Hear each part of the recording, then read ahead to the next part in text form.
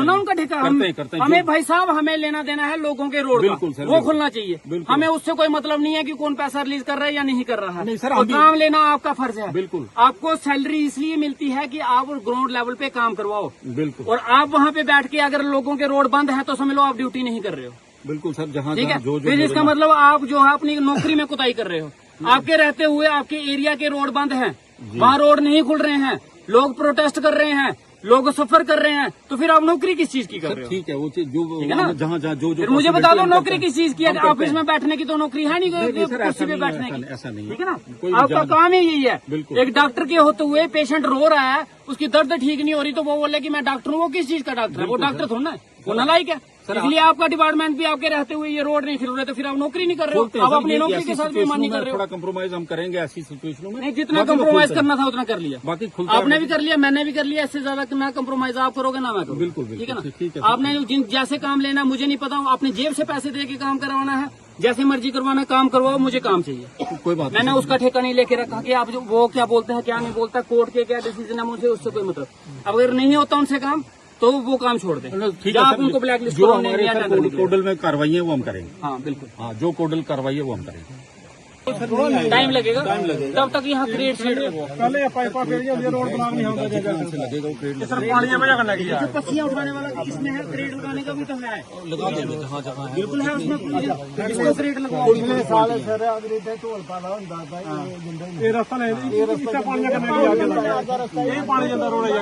Basically वो तो डाल देते हैं पाइप, लेकिन इतना ऊपर से इरोजन आ रहा है कि पाइपें भी बंद हो जाती हैं। ये कल्वर्ट पॉइंट्स हैं सारे, कल्वर्ट बना दो 3 दिन में, लेकिन किसी प्रपोजल में रखते हैं। फिलहाल जब तक प्रपोजल नहीं आता तब तक तो डालो, इधर भी डालो उधर भी डालो, और इसको खुलवा के ना पीछे वाली साइड क्रिएट वाला काम तोड़। लेकिन लोगों के सामने सुनो, लोगों के साथ आपने जैसे यस कर देते हो, बाद में करते कुछ नहीं, बेइज्जती मेरी होती है। सर जिस दिन बहुत तेज बारिश हो, मैं बारिश का फोटो भी भेजूंगा, मैं अपना भी भेजूंगा, मशीनों का भी भेजूंगा। चलो बारिश है वो भगवान के साथ, मतलब इतना होड़ा दे, मतलब कोई जबरदस्ती है। सर ये रोड है, मेरे पास 500 रोड है, जनाब के पास पता मैं 3 बार सर इस रोड पे खुद आ चुका हूँ बगैर किसी के बुलाए। उस दिन आपने मुझे फोन किया कि आप जाना, मैं आ गया यहाँ पे। जब ये आया उसके पहले मैं खुद एडी साहब को साथ लेगा, मैंने कहा कि आप भी थोड़ा सा चले, आपकी रिस्पॉन्सिबिलिटी का लो। आप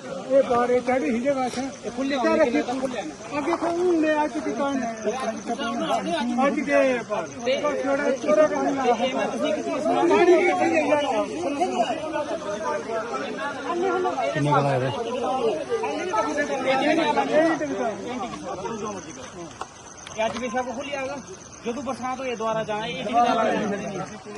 सर यहाँ ऐसी जगहों पे नेचुरल स्टेबिलिटी जैसे यहाँ पे आने वाली है ना, जो नीचे स्लाइड आया हुआ जाना जी, जाना है, ये नहीं रोकता है। जब तक नीचे से रॉक नहीं आएगी चलता है।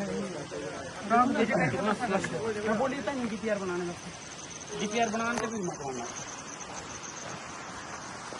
ये दुआ किस तरह से ठीक ठीक ठीक पड़ेगा। हाँ 2 पोर्शन बने नहीं। चलो इसका एक्शन साहब उस पुल का मुझे जल्दी से जल्दी DPR बना के अपने डिपार्टमेंट को सबमिट करो और मुझे भी दो। मैं इसको आपसे फोन पे बात करूँ, ठीक है, इसको करवाते हैं, लेटर ले लेंगे। ठीक है, मैं करता हूँ इस पर कुछ न कुछ। सर ये नहीं रुकना है थोड़ा रोड, कितनी मेरी गवर्नमेंट पैसा देगा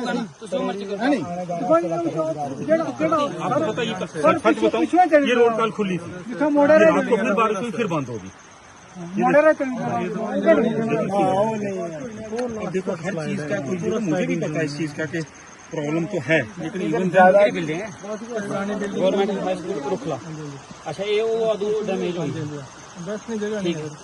ठीक है पुरानी ये तो समग्र पैसे नहीं है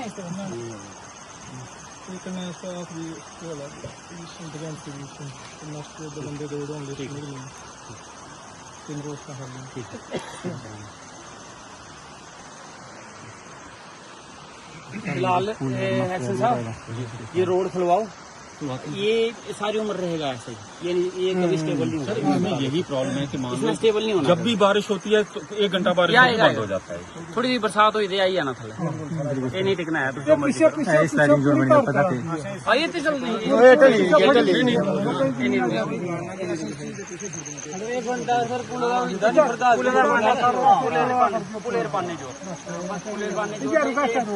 गोडू फालाल पंचायत वास्ते कोई पोल छोल किसी आते ना किसी है इतने इंदे वास्ते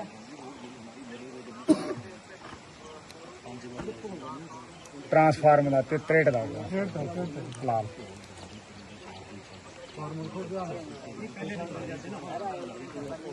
थोड़ा AW साहब की दसी दो कि कम है कि कम नहीं है इन्हीं हाल पता ही नहीं कि इस एरिया च मेरा जेड़ा एरिया है लोहाई मलाड़ तो डुगा नहीं आला ते गोडू फलाल वाला इसदे केड़ा काम आता क्या दा नहीं पता नहीं है बोलते मैं डायरी खोलनी है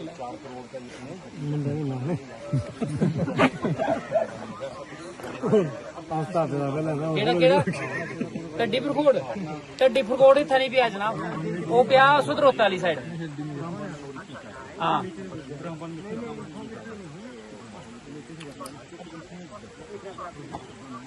गोडू फलाल स्पेशली गोडू फलाल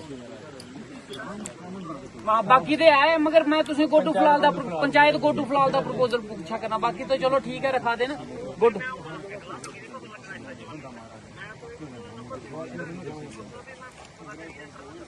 मैं तुझे एक बंदे का नंबर देगा जेड़ा थोड़े कन्नै टच च रहेगा जिसले बिजली का कोई प्रॉब्लम इत्थे जनाब ये है कि सिंगल लाइन है तो उसके ऊपर बल्ब कदी जगदा ते कदी नहीं जगदा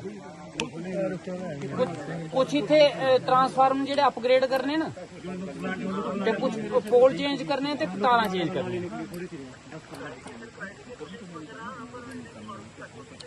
ठीक है मगर ये रखना तुसें ठीक है हाँ नहीं दुकान तो मैं बाद सुन लेगा तो गोडू फलाल दी मैं सिर्फ इसलिए फिलहाल गोडू फलाल आता ना हाँ इतने दुकान वाले सारे रोना की सारा बेड़ा गर्क ही होया वा गोडू फलाल का सारे ज्यादा गोडू फलाल का ही होया इस दुकान फलाल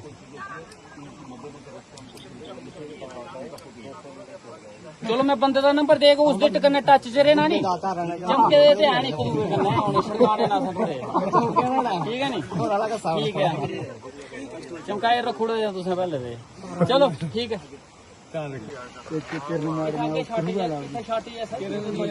सारे लोग एप्लीकेशन आता मेरे को कोई रेनू मैडम है एक रेनू मैडम है वो भी इतना चुकी दी है कठुआ ला दी है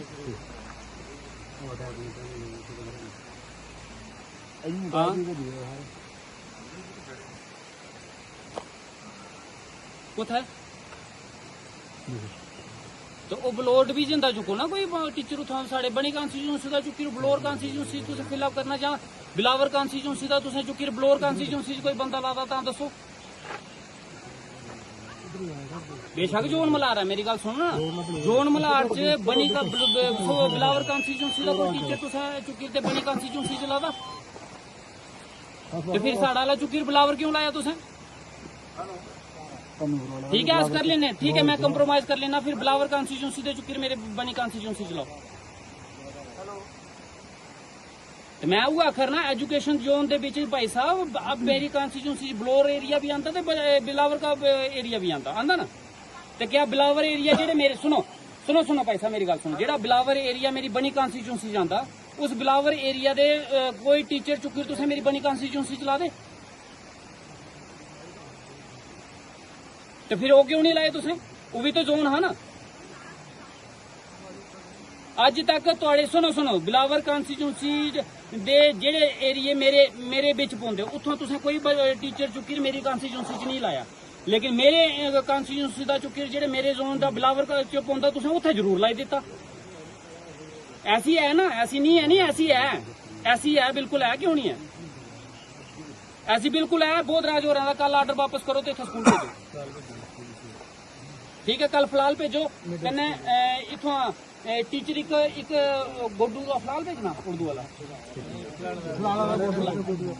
फिलहाल दा उर्दू वाला टीचर चुकी ते गोडू भेजना ते गोडू दा चुकी हाँ गोडू दा चुकी फिलहाल भेजना ते फिलहाल दा चुकी गोडू भेजी देना गोडू चाहिए उर्दू का टीचर उत्थे उर्दू का टीचर नहीं है हाँ एक्सचेंज कर लियो कोई टीचर ना जेड़ा उर्दू पढ़ाने वाला उत्थे भेजी दो तो उसकी जगह दूआ चुकी उस स्कूल लाई दो वो करो तो कन्नै बोधराज हो रहे वापस भेजो मेरी भी मजबूरी है भाई ते तां फिर उसी अगर भेजना तो कोई और भेजी दो बिलावर जो होंदा वो भेजी दो गड्डी च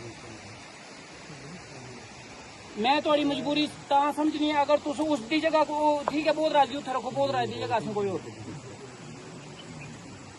हाँ बिल्कुल ठीक है कन्नै एक मैडम भी इत्थों चुकी कठुआ लाई दी है रेनू मैडम है तो अगला करना कोई तो मेडिकल ग्राउंड ऊपर चली जा, कोई कुछ ग्राउंड ऊपर चली जाते ये का ग्राउंड बना था, इसी ग्राउंड की मुकाई दो, इसी ग्राउंड किसी रखना, ये ग्राउंड रखो था वॉलीबॉल खेलने वास्ते, बच्चे किसी पढ़ाने में करो इसका सर। कल ही मिगी करिए तो मिगी तुसें इसका रिप्लाई देना कि केह् कीता तुसें जो भी गल करी, जो भी फाइनल करी, मिगी कल पता लगना चाहिए। कोई बात नहीं, आपको अब उठाएगा। सुनो मेरी गल सुनो, मैं तुसें भी बड़ी बारी बोलिया वा, तुसें भी कख नहीं कीता, मैं तुसें बोलिया कोई 5-10 आदमी एक कमेटी बनाई मेरे कन्नै मिलो, तुस भी नहीं मिले, छोटो पर उस वेले 2 आदमी दियो मिगी जेह्ड़े इस रोड दी मिगी हर रोज जानकारी दिंदा रहा, 2 आदमी कुल नहीं जिम्मेवारी, 2 आदमी एक राजकुमार और ये दूआ कौन है, मगर मिगी दिक्खी लो, अगर मिगी जानकारी नहीं दी तुसें ते 15 दिन बाद सनाया जनाब 15 दिन का रोड बंद है, ते जिम्मेदार तुस, मैं नहीं जिम्मेदार। अगर अज नहीं खुले, अज कोई प्रॉब्लम है तुसें अज ही सुनाना, मेरे कल कल मिगी सुनाना, 2 बंदे कौन जिम्मेदार, कुछ सारे सलाह सहमति कर लो। राजकुमार हो ठीक है मीटिंग करिए कौन रखना रोज आओ मिगी अज ही सुनाना।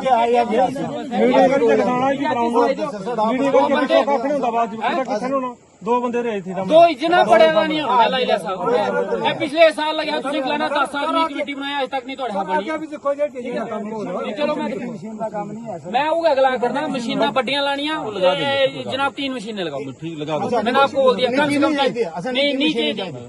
जेड़ी अज गल एक्शन साहब इत्थे करा करदे, अगर वो गल नहीं होई ग्राउंड उपर तुसें मिगी सुनाना, ठीक है।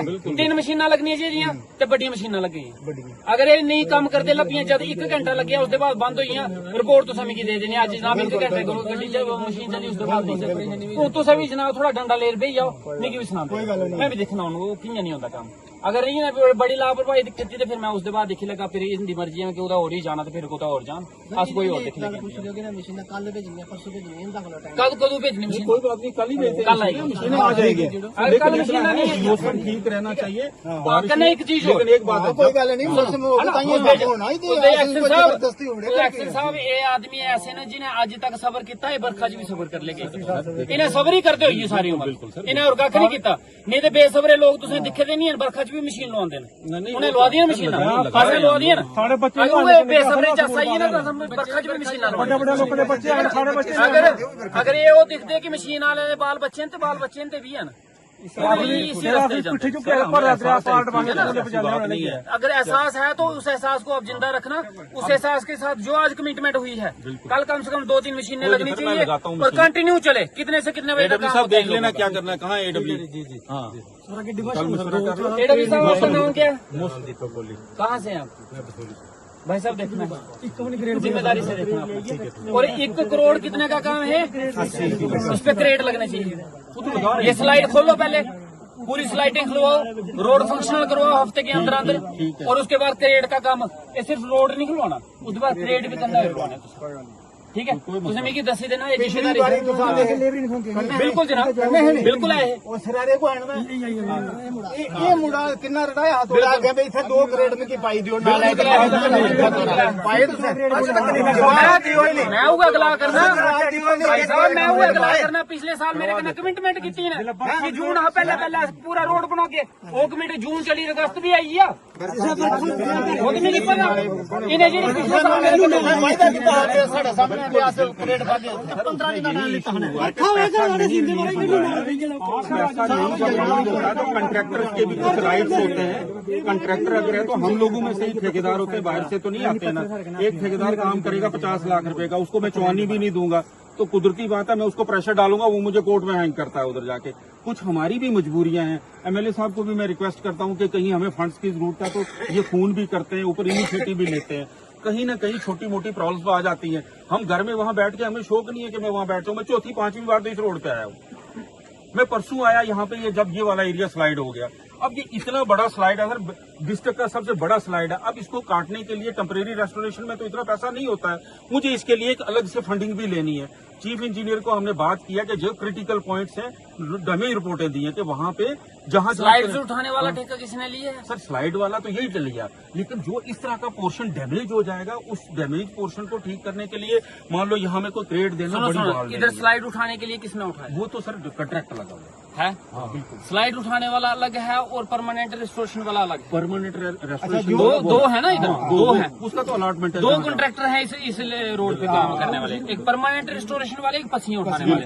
अगर दो कॉन्ट्रैक्टर भी अपनी दो मशीनें लगाते हैं तब भी 4 मशीनें लगती हैं, लेकिन मुझे एक मशीन मिल रही है, वो भी आधे धंधों वाली। सिंपल बात है, जो इस रोड ये ब्लॉक रही है इन दिनों में सवाई मौसम के कोई रीजन नहीं है।